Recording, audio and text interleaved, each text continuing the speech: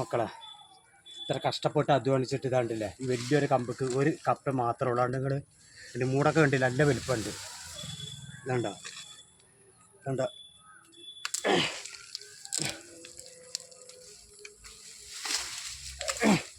ഉണ്ടോ?